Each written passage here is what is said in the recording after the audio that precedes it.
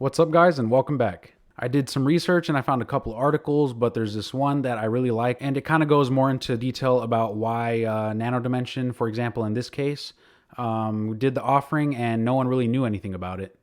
Besides the prospectus telling us that they could raise up to $200 million, we didn't know when or who they were really going to issue these shares to. There was no publicity around it. But yeah, I do want to apologize for the last video I made. I did say it was going to dilute shares, but apparently that's not the case.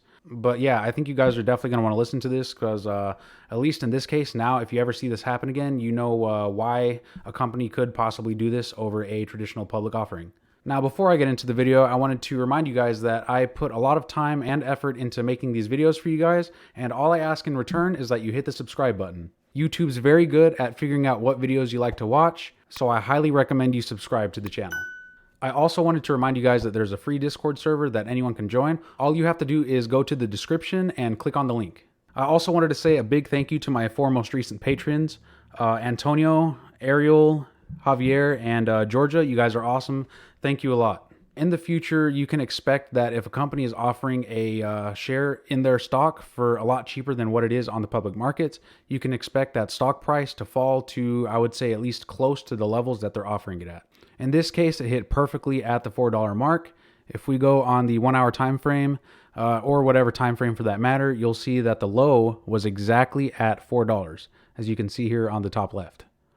From that $4 low, we have since retraced a bit back upwards into the $4.61 range now. I think a good sign here would be to see prices just kind of ignore these resistance levels, and really we just want to see this price level around $4.60 to not be as strong as it was about 10 days ago, because the last time it was at this level, it did fall from $4.60 all the way down to $3.30. So I think if we do end up under $4 for any reason, we could definitely see Nano Dimension go back down to $3.30. But considering the recent offerings from them going from $3 in the previous offering to $4 in this one, I really don't think they're going to push price down to $3 with these offerings. But of course, that's just my opinion. Anything can happen. But that's just what I see and based on my previous experience. And here's that $3 offering on October 23rd.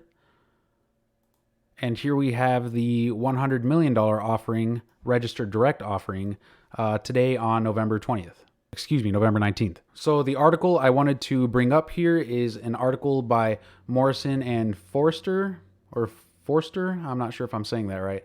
If we go down here, we see Morrison and Forster LLP, 2009. So it's kind of an old article, but these guys are the real deal. Some of their clients include Fortune 100 companies, so I think they are a credible source. It is a public offering that is sold by a placement agent on an agency. In this case, it is Think Equity. A registered direct offering is marketed and sold much like a private investment in public equity transaction to a selected number of accredited and institutional investors, or like a targeted audience. However, since registered direct offerings are fully registered transactions, shares in those offerings can be sold to anyone. Registered direct offerings often are referred to as registered pipes. So what does this mean to us? What significance does this have to us? Let's find out the advantages of this. Issuers and placement agents often favor registered direct offerings because registered direct offerings are marketed to a targeted group of investors like pipes. Issuers that want to test the market or conduct an offering without attracting publicity find that registered direct offerings is a good choice. Moreover, given the targeted marketing of a registered direct offering, the issuer stock usually does not become exposed to the speculative trading that often accompanies a fully marketed follow-on offering. The fact that it's a registered direct offering to a specific group of investors and is not really publicized is a good thing, because if these investors are interested in purchasing Nano Dimension, they can essentially secure a portion of the company, and if they want to, they could just lock up these shares and hold them for a while. So them tying these shares up, if they want to, will keep it out of the hands of speculative trading, which I think is a really good thing. What are some of the disadvantages of a registered direct offering? So yes, while it's targeted towards a group of accredited investors, it, however, means the offering is not as widely distributed as any other public offering, meaning a little bit too much concentration.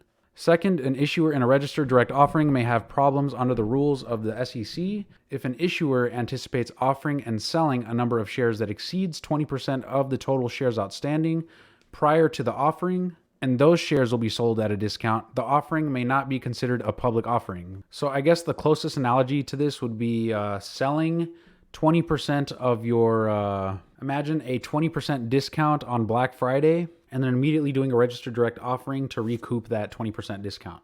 So in that example, you're getting rid of 20% of the company and just converting it into cash, and then you're filling it with someone else's money. At least that's how I understand it. Correct me if I'm wrong, guys. In the case of a registered direct offering, this is typically a facts and circumstances question. The analysis considers factors such as the number of offerees and the means in which the offering was marketed. So if you want to read a little bit more into that article by Morrison and Forster, I'm going to leave a link in the description so you guys can read that in its entirety if you want to learn more about it. But anyways, about this $200 million cash raise, we already knew about it. We were expecting some of these cash raises.